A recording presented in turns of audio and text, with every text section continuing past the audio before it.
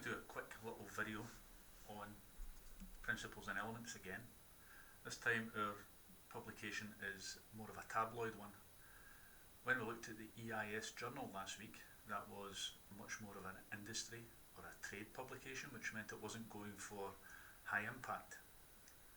This time we're looking at, I suppose you would call it a tabloid or a sort of common one you would see in W.H. Smith on the shelves. So they're having to do something with their graphic design to make it stand out, to make it look appealing, to make it look colourful, and to attract the attention of people that might want to buy it. Looking first of all at the principles, and what I've picked out this time is I've looked at repetition, and we've got an awful lot of repetition going on here. The repetition mainly involves this colour, so it appears here and here. It even appears on the frame. It appears as the reverse of this reversed box, and it also appears as the title of the captions which go next to it. So we've got a high degree of repetition.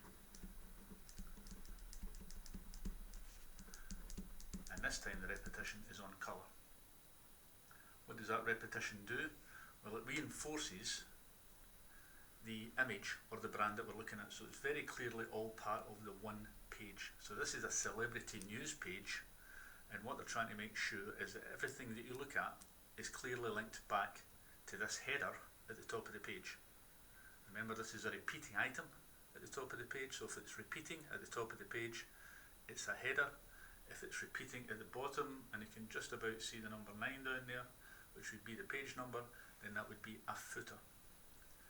Repetition therefore is in the text, colour of the box, horizontal line at the top, and on the reverse it goes behind the text. So lots and lots on there. So it's text,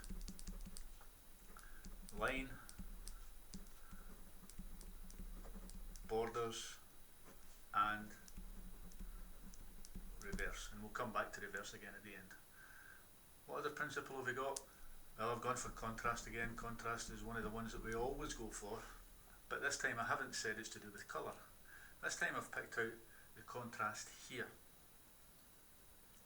And what they've done is they're trying to emphasise, so they're creating emphasis through contrast, emphasis and contrast, and they've done it by making this last line, the colour that we've looked at before, purple. They've made it in a different font, they've boldened it, and they've also increased its size. So they've done lots of things to this final word to emphasise and to bring importance and impact to that final word. So what have they done? It's the text, and they've changed the colour and the size. In fact, I don't think they have changed the font. The font looks like it's the same, but all they've done is they've made it bold. So that's the three things that they've done there. The other thing we've got is something we haven't looked at before in much detail, is a grid structure. And a grid structure is just a way of laying out the page to make it look organised. Now in this case we've got lots of different mini stories. So each one of these little pictures has a caption that goes beside it, which is a story by itself. So what they've done is they've made sure that the structure is laid out in a kind of grid format, just to make it a little bit easier to read. So that organises the page. However, what they have done, just to give it a little bit of contrast, you'll notice that every so often one of the boxes isn't quite straight. Now in this case here, these two people, instead of the picture being straight up and down, it's been rotated ever so slightly. Same with this picture here, instead of it being straight up and down, it's been rotated, and the same with that certificate there, instead of it being straight. And finally on that one there too. So suppose in contrast we could say that they have misaligned in order to make these things stand out a bit more. So what they do is they kind of catch your eye because they're ever so slightly off centre.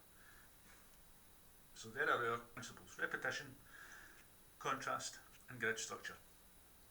And we could fit in there a bit of misalignment if we like, and that's also creating contrast. Our elements, quite simple this time. We've got line going round there, we've got images and we've got text. So they're nice and simple. Line, image, and text. And lastly, we're going to look at the features of the edits. We'll say features / edits. And what are we looking for here? Well, if you look closely at this picture here, just at the edge, we've got drop shadow. What does drop shadow give us? Well, drop shadow automatically gives us depth. So there's something which is adding to the impact of the page. Over here, we've got a cropped image, and it's been layered behind the caption box. So we have the caption box, we have the cropped image, and we have the main image there. So we have overlapping images / elements. And what else do we have? If we're looking for things, it's a fairly simple page, but what we do have is reverse. And this is an interesting one to look at. A lot of time when people talk about reverse, they think reverse automatically has to be black and white. All reverse means is that the colour has changed and it's gone in the opposite direction. So the colour here is purple, and it's generally not used for text, and now it's been used as a background. So we've got a bit of reverse here to do, just to emphasise two of the main boxes. So this one here with Sir Elton John, that's been put in a reverse box in order to make it stand out, and the one here for Philip Schofield has also been reversed, as has our header at the top of the page. So a nice simple one-page analysis. Lots of things to look for there. There are other parts I could have picked out on it, but I think we'll keep it nice and simple for now, and we'll stick with that.